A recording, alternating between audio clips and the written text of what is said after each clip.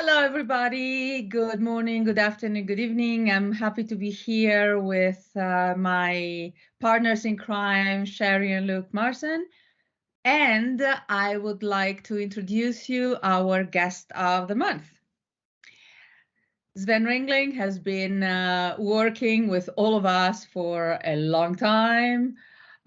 He's a super expert in everything to do with digital HR, technology of HR implementation. I would say something like 25 years, I guess, Sven. Yes, And let's keep it at 25. Otherwise, I'm let's even cap older. it. It gets a cap, right? And he recently went on a fabulous adventure. He went on a sabbatical, and then we wanted to hear a bit of the stories that came out of that. So, welcome, Sven. How was your sabbatical? Well, first of all, thanks a lot for having me. It's great to have a chat with you about my little adventure closely before Christmas. My sabbatical is it was an absolutely amazing experience, I have to say. I still find it difficult to find the right words for it, but I will try.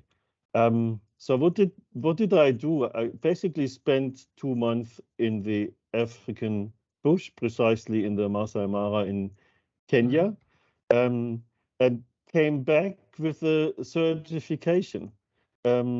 No, I did not do a SuccessFactors time tracking course when I was in Kenya.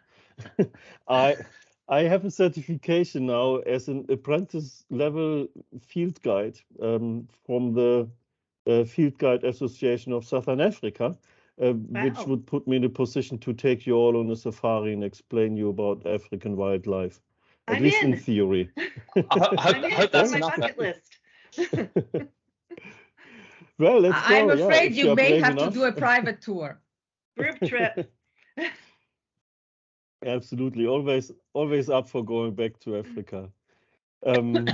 So yes, so that was really 2 months I spent in the wilderness, very close to nature. It's not like the usual safari you book with your travel agent, where it's more luxury style.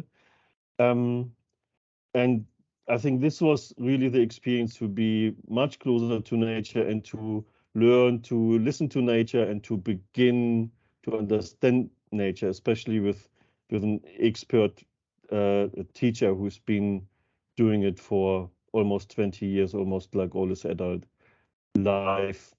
So it was being outside a lot, and then if we weren't outside, we had lectures, or we were in the camp trying to learn bird calls or snake visuals or whatever you need to learn. So really no time to think about SuccessFactors. Well, that's a good thing, but it sounds like an amazing experience. What was your motivation to get started? Just to break off? Yeah, that's really what it started with. A couple of years ago almost, I started to think I might need a break at some point. There were some rough times, difficult times, job-wise, difficult times, family-wise. And so I got closer to the point where I said, oh, I need a break. Maybe I get out for 2 months. And I've started to go to Africa 5 years ago. The trigger was actually an SAP HCM conference. And so I thought, yeah, I love this nature experience. If I could be there for a longer period, I think that would be great to recharge batteries. And then I learned that I could go a step further, and there are actually courses to learn how everything works. And I thought, that's great. I want to understand nature. I want to focus on it. I want to immerse. And also with that knowledge, hopefully I could also then give something back and share that knowledge. And maybe if I can convince one person in the world that the only creature on earth that needs to wear ivory is an elephant, that's already been a win for me. So you had a Awesome. passion for animals before you went, Sven? This was a passion for nature and a passion for the animals before you went, or was it something totally new? I would say the passion for wild animals and the type of nature you don't find in Europe, you only find it in places like Sub-Sahara Africa. I started to develop that like in 2017 when I've been there first time. But I've always ever been for a week or two, so this immersion really just took it to a different level. So you had some goals when you started out, right? To get some certification. You had some plans. How much did that involve just your own health and wellness? I think that was really the starting point. I said I need that break, and just sitting at home and do nothing or go to the beach was not the break I needed. I felt that I need a serious recharge and being away from like our modern city life. And I realized that's what I've seen until then in Africa, in the bush, would probably fit the bill much better because you really can disconnect and realize where you come from. And some people say that if people who have this connection or learn to get this connection with Africa, some people say it's because we all come from there. Our ancestors all came from Africa a few 100,000 years ago. I don't know whether that's the reason, but I feel a very special connection as soon as my feet hit the soil of the savannah. Well, we do have customers down there. Maybe you should find a project down there, no? Yeah, well, I'm up for a project in Zambia or Zimbabwe or Botswana or Tanzania. Let me know. We'll keep that in mind. We'll keep that in mind. How did it work out organizing it? Because for the company itself, it's you changed company recently, and it's not easy to get to agree everybody on leaving for such a long time. It's not that long, 2 months. It feels like it flies by, but in fact, it's. You're right. It's not easy to organize because it's too long to just be bridged in a project, right? So it's almost doesn't matter for a project whether you are out for 2 months or 6 months. You need somebody to replace you because it's not just your usual 2-week holiday. Well, your usual 1-week holiday for the Americans in the room. Right. So at the end of the day, there is never a good time to be away for 2 months or longer, right? If you try to wait for a time when it's convenient, it will happen after retirement. I think that's, you can be sure for that. I've never seen a boss coming say, hey, how about you go away for 2 months? I don't need you for the next 2 months. And, If they say that, we panic. yeah. So you have to just plan it, to put it in the calendar with enough lead time, and then you have to plan around it. That's the way it works. And with that, in my particular case, actually, I put that on the table before I signed the contract. So just to let you know, if you don't want this, tell me now, because then I won't sign. So that gave everybody like a year and a half to plan for it, which I think is fair. Yeah. Yeah. It feels like a little bit, Sherry, you'll know what I'm talking about. They like having a baby, right? If you wait for the right timing to leave for maternity leave, it's not going to happen. I wasn't sure where you were going with that because I didn't really feel like that was a sabbatical. That was not a sabbatical. Let's say it was a break. Okay. It was a break different of the routine, not yes, a break, it was a break and of rest. the routine for sure. So do you think that from the point of view of the company, there was also because I like to think that most activities are advantages for both the person and the organization. Do you feel there is something there as well for the organization? I think to begin with, it's part of a good work-life balance, right? And because I really feel that the break that I needed it and it did me well. So at the end of the day, if I'm performing well, it's good for the company. If I just feel tired all the time and on the verge of burnout, it can't be good for the company. And I really, if I remember back the first day in luxury accommodation after the course in my hotel in Nairobi before going back home, I got up in the morning and I was standing in the bathroom. I thought I've never felt that good for years. That's physically as well as mentally. It's really it really completely recharged me, and I'd like to feel if I'm of any use to the company, which I hope, then it would be good for them if I'm at my best. So and I think also sharing this and people seeing, okay, this is a company that does care about work-life balance. Hopefully, it also helps the employer brand. And I also feel some people may not like it. If you gave your brain a break, at least from HR tech, and filled it with bird codes and other things for a while, I think you get more creative. You can think out of the box more easily because you basically spend 2 months out of that particular box, and it gives you a new perspective. I think that also helps, especially for the big picture questions.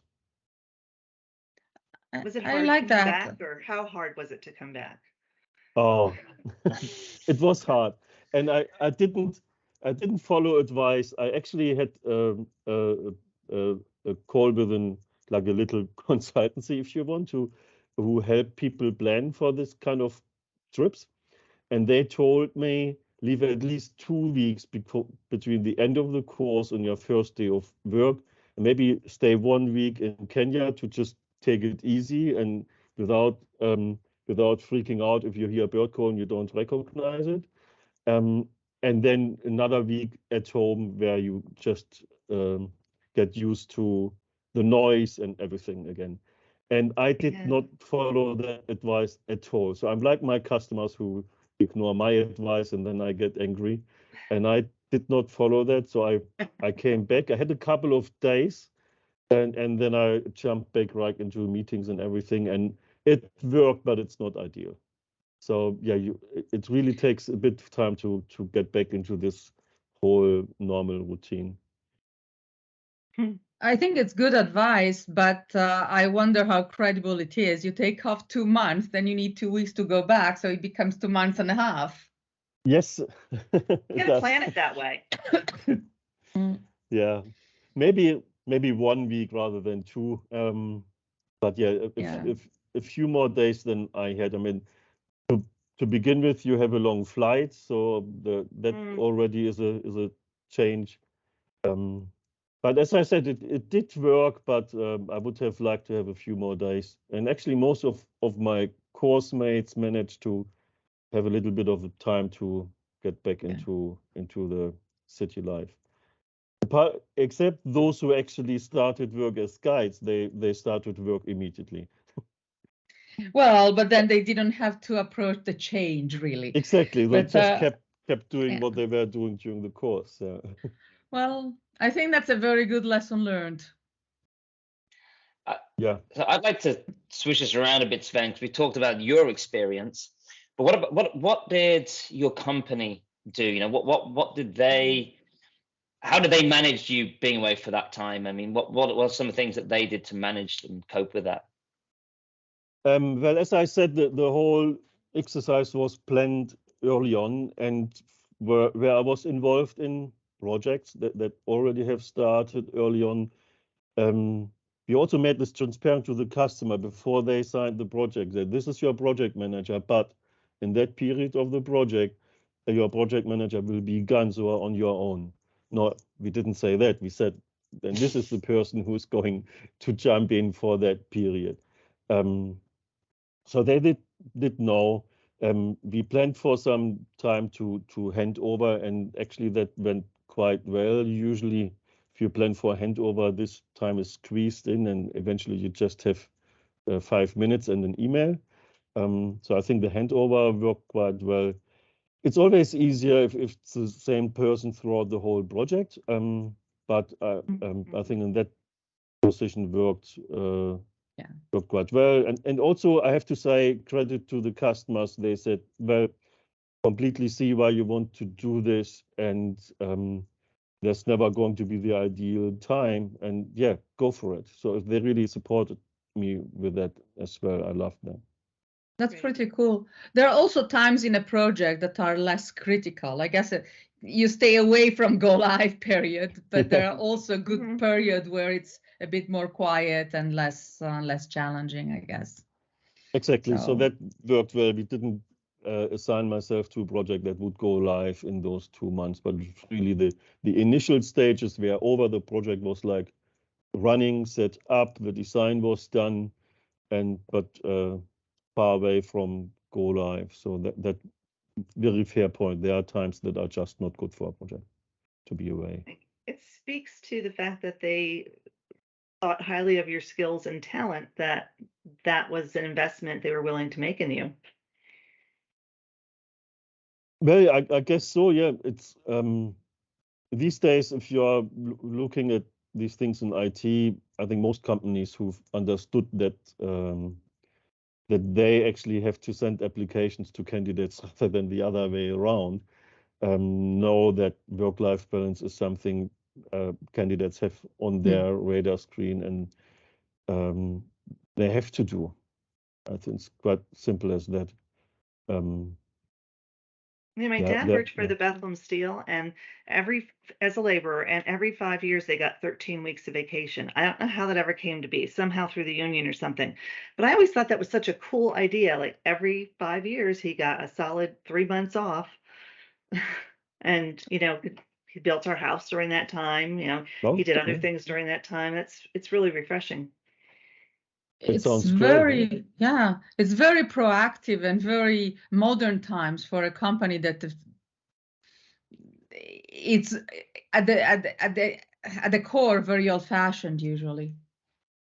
Yeah. So Sven, how would you advise companies to approach sabbaticals? Because it's not just something you can just offer to everybody that they can take it at some point in time, because it's not, businesses can't manage in that way. But on the other hand, it's something that should be available, I guess, based on maybe tenure, seniority, age, other things like that. I mean, are there any ways that you think companies can navigate that without, falling into the traps of things like ageism or being accused of treating people differently based on specific attributes, which is illegal in some countries?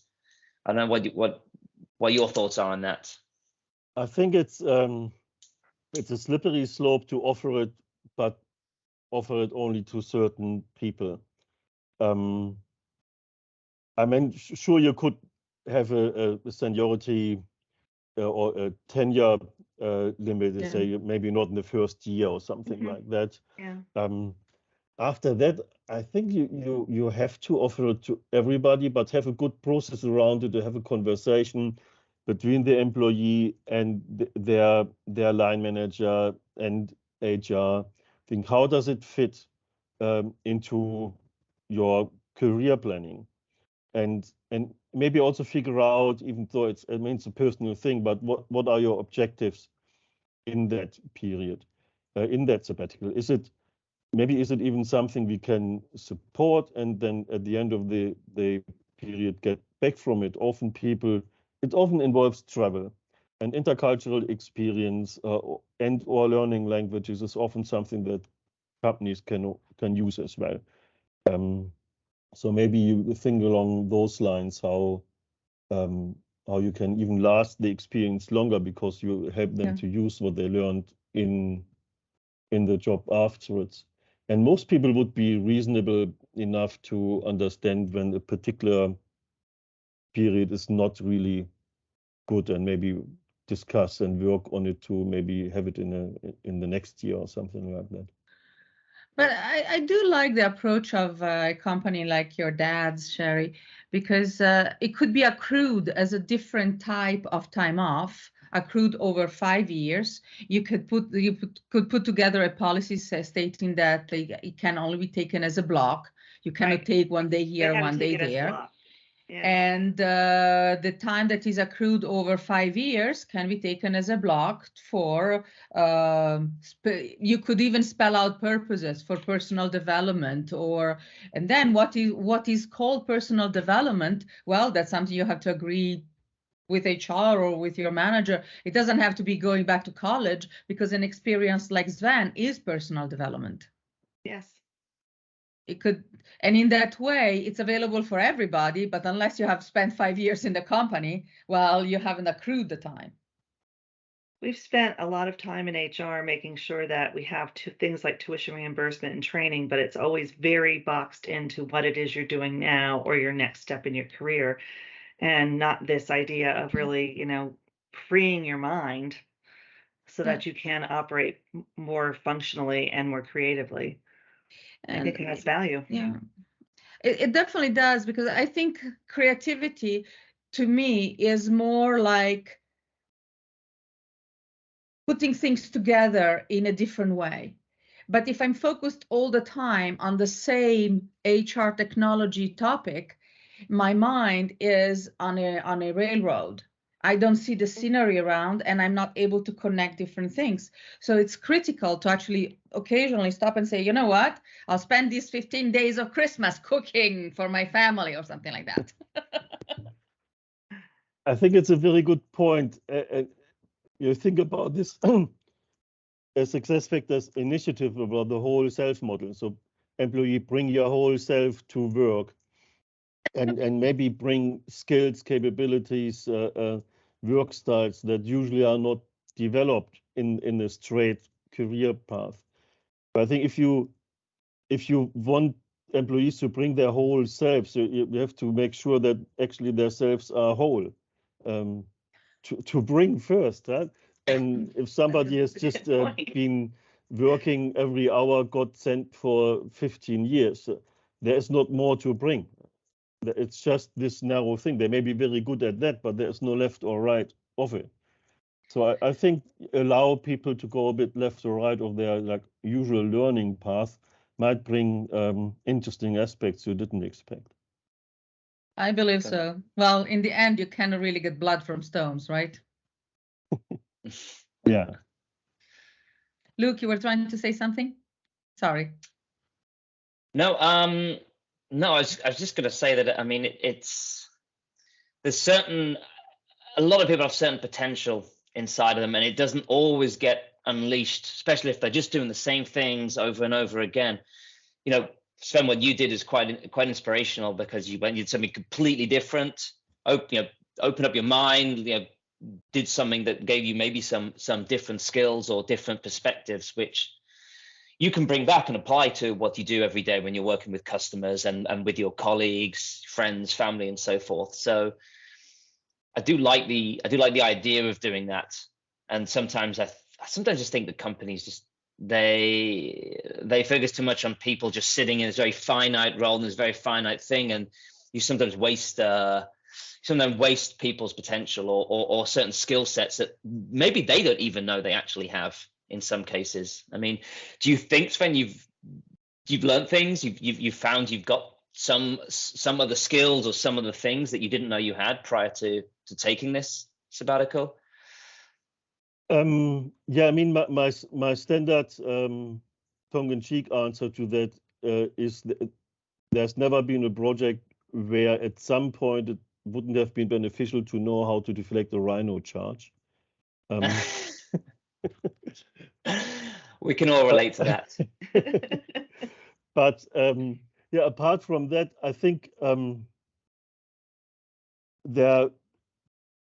one thing I learned is a new appreciation of diversity. We all talk about diversity and how important diverse teams are.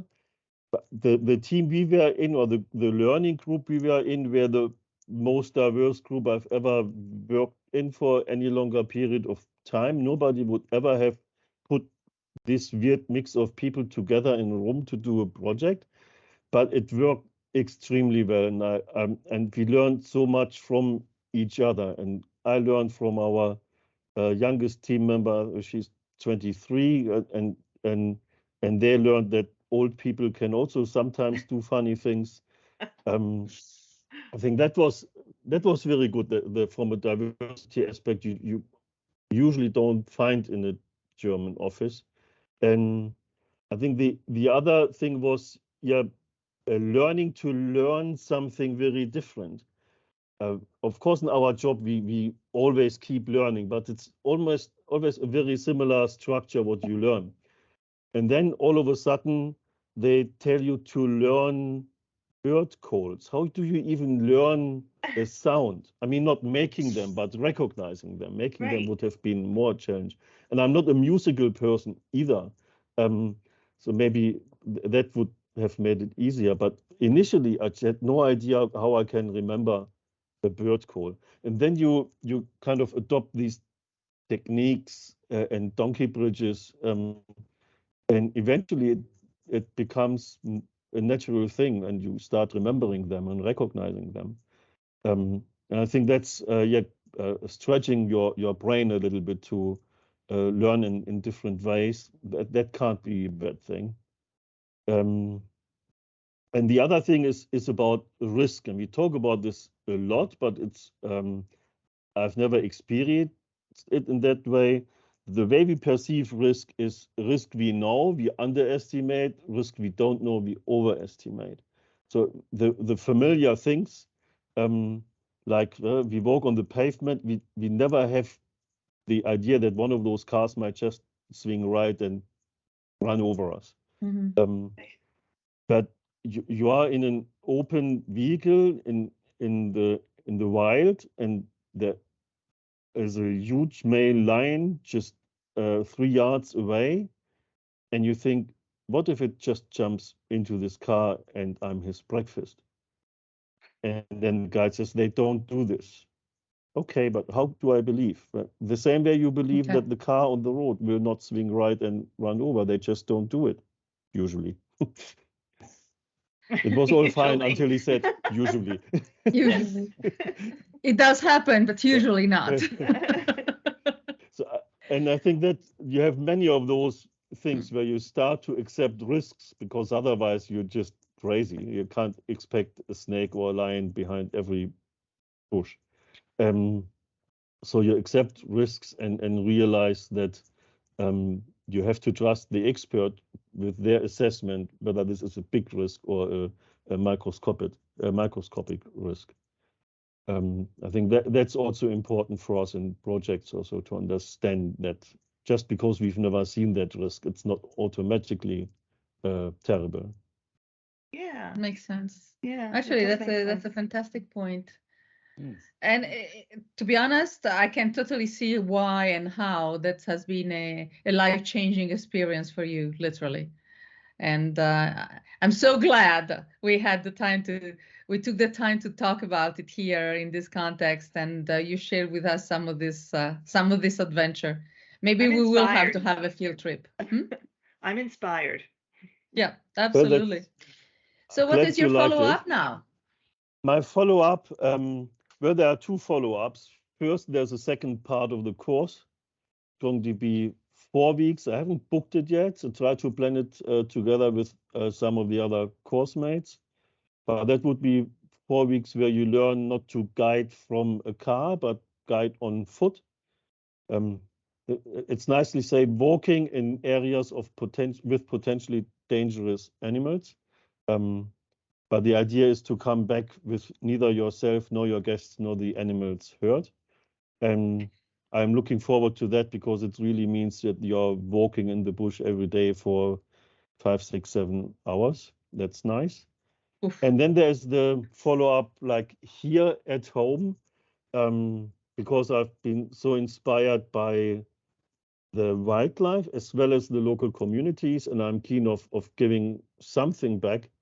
So I'm planning a few initiatives for some fundraising for local charities, and maybe spread some easy messages about conservations. And as people are listening to this, if you allow me, I would just start with them and say, if you're still looking for charity to support this Christmas or next year, also fine. Have a look at the Mara Predator Conservation Project. I'm sure we'd be able to put the link in, but if you Google Mara Predator Conservation Project, it's an amazing charity. It's not just about saving some big cats, but basically making sure the whole ecosystems they depend on, and that depends on them, is intact, and involving the local communities to make sure that they also benefit from the ecosystem. So it's a nice holistic approach, and it's a brilliant charity with really, really good community engagement. So have a look at them. That's fabulous. Yes, we'll certainly put the links in the comments below. And we'll add some of the links of the type of program that Sven participated in. So if you're listening to us, please follow the links. Do what you can for the organization that has supported and helped organize this gorgeous initiative. And if I may, well, perhaps suggest to your own organization internally to offer some kind of break program, sabbatical leave or something, because I totally see that the benefit for Sven, and it would definitely be a good thing for me as well. Great way for corporations to give back. We can have a chat offline. We certainly will. Yeah. Well, thank you, Sven, so much for taking the time. You're welcome. Thanks for having me. Fabulous. And happy holiday to everybody. I'll make sure this gets published as quickly as we can, so everybody can benefit for that. And maybe over the holiday, people will be inspired by doing some donations. So yeah, that'd be cool. Okay. Bye. Happy holidays. Bye, happy holidays.